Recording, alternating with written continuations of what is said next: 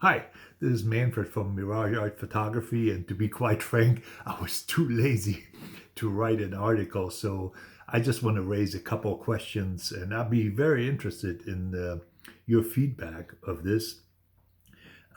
We all had a lot of time, or still have a lot of time, to think about this corona crisis and life as a whole, and the changes that occurred in our personal life, and the many new acquaintances we made, and so forth. So there's some positive and some negatives in there, but I want to talk about some disparities or some things which I don't quite understand. About some of the situations we are in or some of the decisions we have made.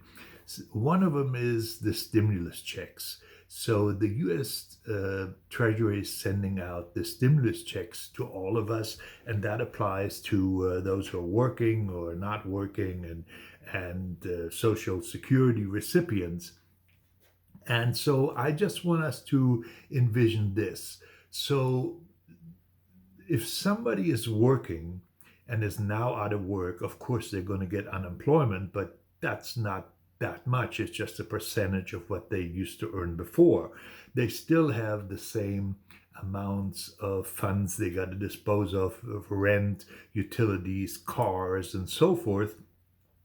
Where on the other side, with Social Security recipients, uh, they continue to receive their Social Security checks and in addition get now a stimulus check. So on the one side, that stimulus check for Social Security recipients is an added bonus to stimulate the economy. I get this.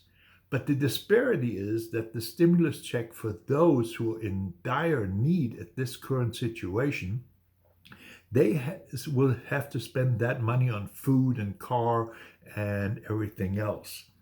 It's a very weird situation. I don't can't get quite wrap my hand around that. And I'm not against social security recipients, believe me.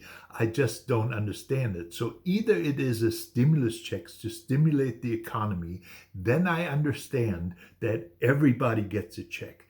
If it is a support item, so and in most cases it probably is, that it is for those people who really can't make it through these 2 or 3 months, or God knows how long this will last. So on the one side, people will blow that money. Most Social Security recipients who get a check anyway every month will blow that money or save it. So that's not a stimulus. And on the other side, those who receive it who are in need will use that money for necessities. The second issue, which I don't quite understand, and I don't know what we will do as a country, is the issue of food supply. So, in the current month, you and I probably have observed that food factories close because of a corona outbreak in their factory. So, look at the last one at the pork factory. They closed that factory down. So, there's now an essential part taken out of the food supply. You heard messages on television or radio or newspapers where farmers dump their milk out because there's no demand. There is no demand from the consumer, restaurants, and so forth. The same accounts for vegetables and so forth, where now farmers plow it under. What will happen to our food supply in the near future? It can't just regenerate from one day to another. And what happens with that economic gap of that part of the industry? On the other side, if you see, for instance, large companies like Amazon, who have gained a tremendous boost in their economy and their business model, they're now hiring 170,000 new employees, which is wonderful. Uh, but that will change our behavior for the future. What will happen to all the brick and mortar stores? I mean, the malls are closed. Most brick and mortar shops are closed. What will happen when they open? Will our behavior change again and go toward the brick and mortar stores, or will there be a significant amount of stores which will close forever because we have gotten used to this easy purchasing at Alibaba or Amazon? The third disparity which I see is the schooling part. I hear more and more reports where families who live in rural areas don't have necessarily access to Wi-Fi, or the bandwidth is so limited that their families, let's say of 3 or 4 kids, can't do all their schoolwork at the same time.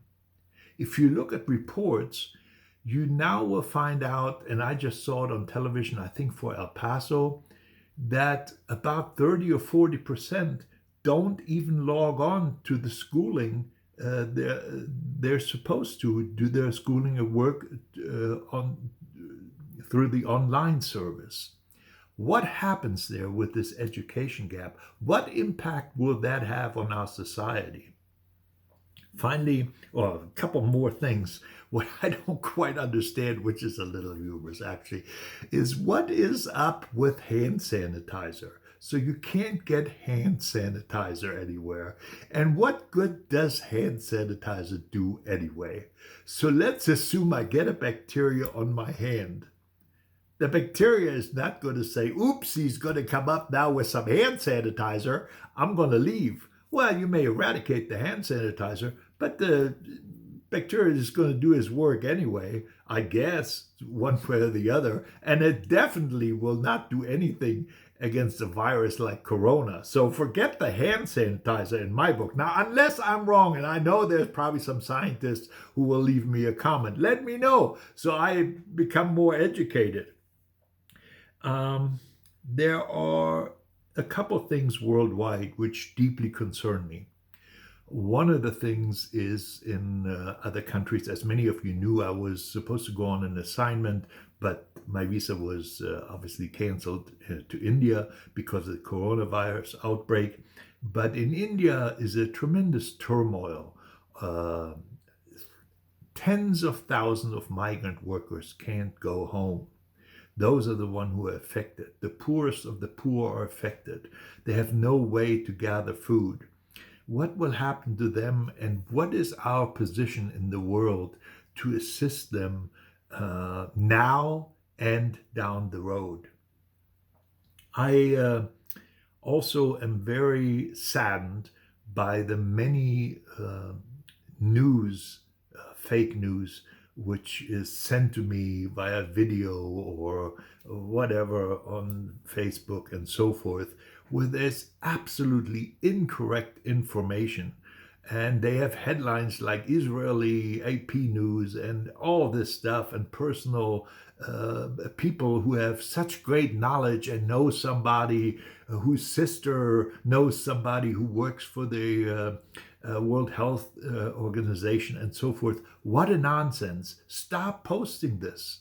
It doesn't help any of us. The same accounts for political blaming. There may be things wrong, what we have done or what other countries have done or organization. But please, let's sort that out later. Now is not the time to blame other people. When those who have the cases in the world who have the coronavirus, and we now know that of those, a little over 6% will die, because that's the death rate on the world, those who were infected. We have a problem. It's not the time to point the finger at somebody, but it is rather the time to step up, to take the precautions, and to move forward. We will sort all of this out.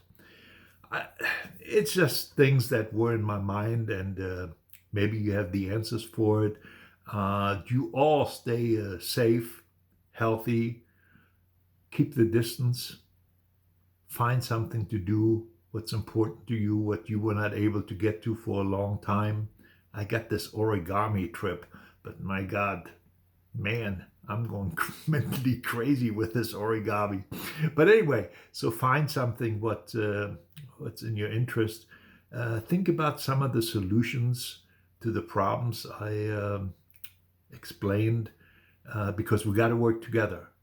We are America. We are the world. We are the human race, and we can solve it. Hey, you all have a great day, and I will talk to you soon.